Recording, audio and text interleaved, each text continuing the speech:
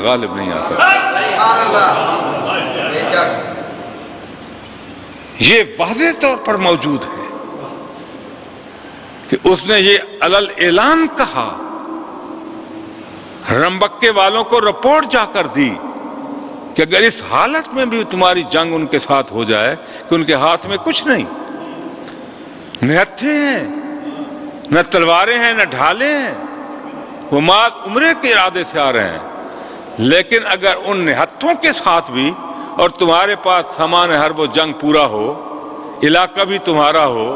کثرت بھی تمہاری ہو،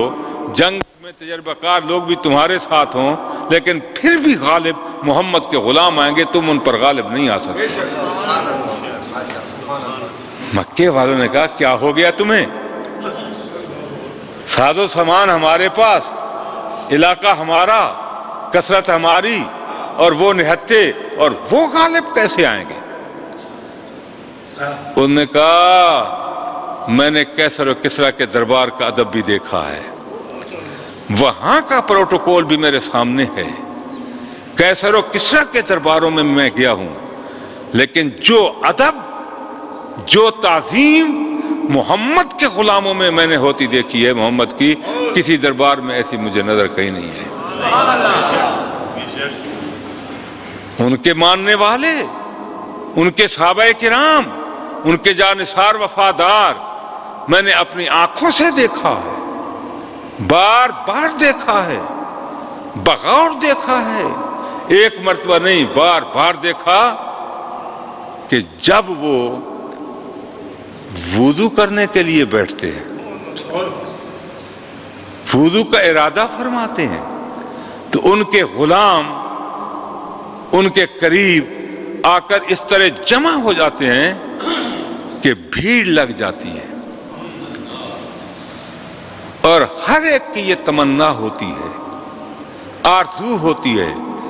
کہ آپ کے جسد اطہر سے پانی کا لگا کوئی قطرہ زمین پر نہ گر جائے۔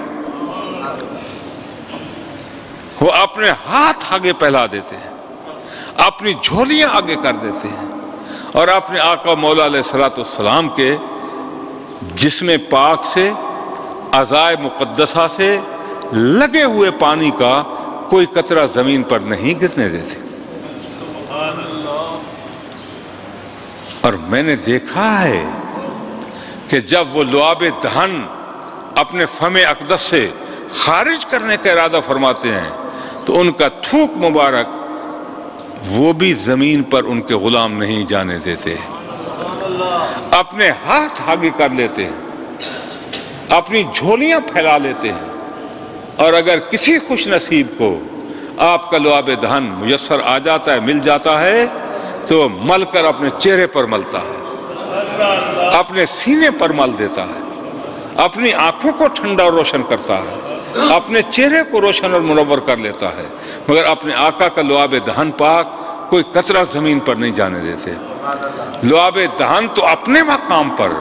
اگر آپ آب بینی خارج کرنے کا ارادہ فرماتے ہیں، ناک مبارک سے پانی، تو آپ کے ناک مبارک سے نکلا ہوا پانی بھی نبی پاک کے غلام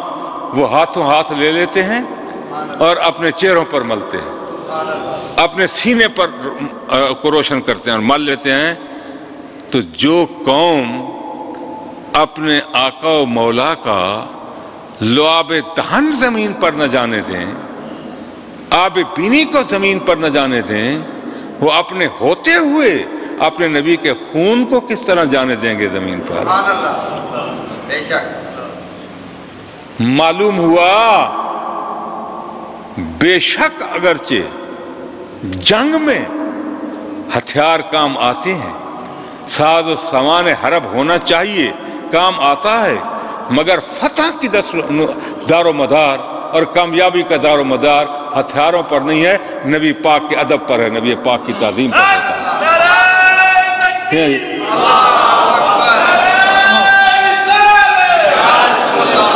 جس قوم کے دل میں اپنے نبی کا اتنا ادب ہوگا،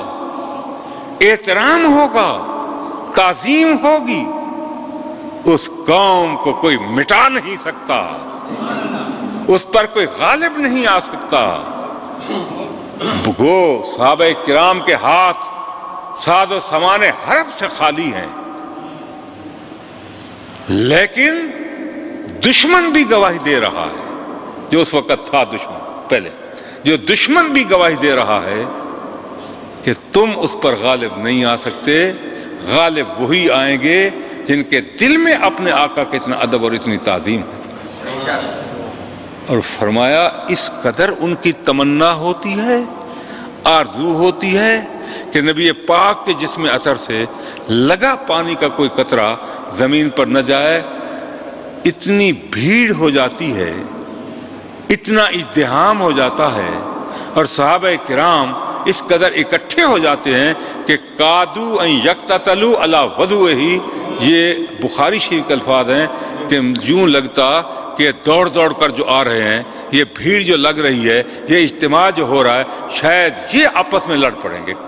ٹھیک ہے جی، ایک کی تمنا ہوتی مجھے ملے، اور دوسرے کی آرزو ہوتی مجھے ملے، اور تیسرا چاہتا کہ مجھے حاصل ہو جائے، اور میں ازدحام ہو جاتا تھا۔ معلوم ہوا کہ تمام صحابہ کے دلوں میں نبی پاک کا اتنا ادب تھا کہ ان کے وضو کا پانی کو بھی زمین کا قطرہ نہ جانے کا وہ سارے ارادہ رکھتے تھے، اور ہر ایک حاصل کرنے کی ساز اور کوشش کرتا تھا۔